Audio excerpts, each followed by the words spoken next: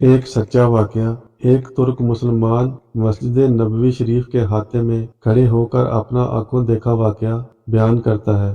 میں وہاں کھڑا دیکھ رہا تھا کہ 4 پولیس والے کسی کا انتظار کر رہے ہیں۔ پھر ایک شخص نمودار ہوا تو پولیس والوں نے بھاگ کر اسے قابو کر لیا اور اس کے ہاتھ جکڑ لیے۔ نوجوان نے کہا، مجھے دعا اور توسل کی اجازت دے دو، میری بات سن لو، میں کوئی بیکاری نہیں ہوں، نہ چور ہوں۔ پھر وہ جوان چیخنے لگا۔ میں نے اسے دیکھا تو ایسے لگا جیسے میں اسے جانتا ہوں۔ میں بتاتا ہوں کہ میں نے اسے کیسے پہچانا۔ دراصل میں نے اسے کتنی ہی دفعہ بارگاہ رسالت میں روتے ہوئے دیکھا تھا۔ یہ ایک البانوی نوجوان تھا جس کی عمر 35 یا 36 سال کے درمیان تھی۔ اس کے سنہری بال اور اس کی ہلکی سی داڑھی تھی۔ میں نے پولیس والوں سے کہا، جب اس کا کوئی جرم نہیں ہے تو تم اس کے ساتھ ایسا کیوں کر رہے ہو؟ آخر کیا الزام ہے اس پر؟ انہوں نے مجھے کہا، ارے او ترک، تو پیچھے ہٹ، اس معاملے میں بولنے کا تجھے کوئی حق نہیں۔ لیکن میں نے پھر سے کہا، آخر اس کا تمہارے ساتھ کیا مسئلہ ہے؟ کیا اس نے کوئی چوری کی ہے؟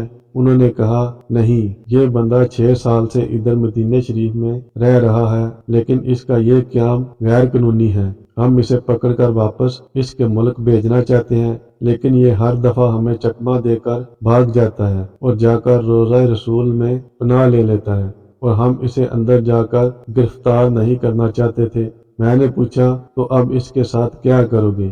کہنے لگے، ہم اسے پکڑ کر جہاز پر بٹھائیں گے اور واپس البانیہ بھیج دیں گے۔ نوجوان مسلسل روئے جا رہا تھا اور کہہ رہا تھا، کیا ہو جائے گا اگر تم مجھے چھوڑ دو گے تو؟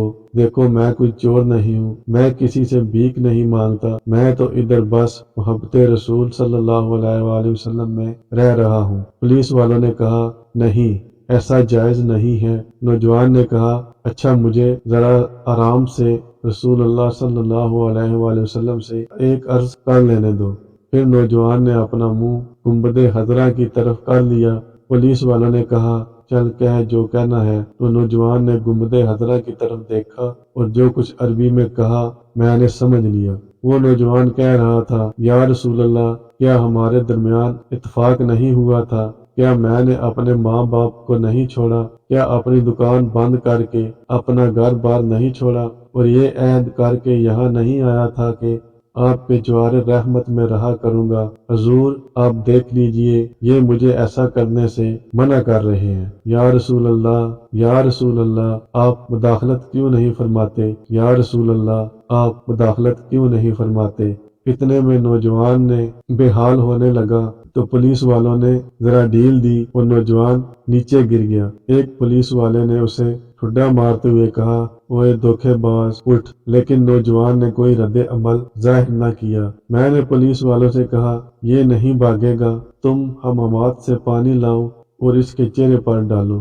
لیکن نوجوان کوئی حرکت نہیں کر رہا تھا۔ ایک پولیس والے نے کہا، اس سے دیکھو تو صحیح، کہیں یہ سچ مچ مار ہی نہ گیا ہو۔ دوسرا پولیس والا کہنے لگا، اسے ہم نے کون سی ایسی ضرب لگائی ہے جس سے یہ مر جائے گا؟ پھر انہوں نے ایمبولینس والوں کو فون کیا، وہ ادھر سامنے والے 7 نمبر گیٹ سے ایک ایمبولینس لے آئے۔ انہوں نے نوجوان کی شاہ رگ پر ہاتھ رکھ کر حرکت نوٹ کی اور نبض چیک کی تو کہنے لگے، اسے تو مرے ہوئے 15 منٹ گزر چکے ہیں۔ اب پولیس والے جیسے مجرم ہو نیچے بیٹھ گئے اور رونے لگے۔ وہ منظر بھی دیکھنے والا تھا۔ ان میں سے ایک تو اپنے دونوں زانوں پر ہاتھ مارتے ہوئے کہتا تھا، ہائے، ہمارے ہاتھ کیوں نہ ٹوٹ گئے، کاش ہمیں معلوم ہوتا کہ اسے رسول اللہ صلی اللہ علیہ وآلہ وسلم سے اتنی شدید محبت ہے، ہائے ہمارے ہاتھ کیوں نہ ٹوٹ گئے۔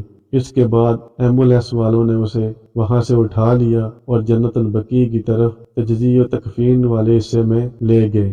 غسل کے وقت میں بھی وہیں موجود تھا۔ میں انہیں کہتا تھا، مجھے بھی ہاتھ لگانے دو، مجھے بھی اس کی چارپائی کو اٹھانے دو۔ جب جنازہ تیار ہو کر نماز کے لیے جانے لگا تو پولیس والوں نے مجھے کہا، ہم نے جتنا گناہ اٹھایا ہے بس اتنا کافی ہے، اسے ہمارے سوا اور کوئی نہیں اٹھائے گا، شاید اسی طرح ہمیں آخرت میں کچھ رعایت مل جائے۔ میرے سامنے ہی وہ نوجوان بار بار کہہ رہا تھا کہ یا رسول اللہ آپ مداخلت کیوں نہیں فرما رہے۔ دیکھا رسول اللہ صلی اللہ علیہ وآلہ وسلم نے مداخلت فرما دی اور ملک الموت نے اپنا فریضہ ادا کر کے اسے آپ تک ہمیشہ کے لیے پہنچا دیا۔ اللہ ہمیں اپنے حبیب صلی اللہ علیہ وآلہ وسلم کی ویسی ہی محبت عطا فرمائے جیسی اس البانوی نوجوان کو عطا فرمائی تھی۔ آمین ثم آمین یا رب العالمین۔ اگر سٹوری اچھی لگی ہو تو چینل کو لائک کریں، سبسکرائب کریں اور شیئر کر دیں۔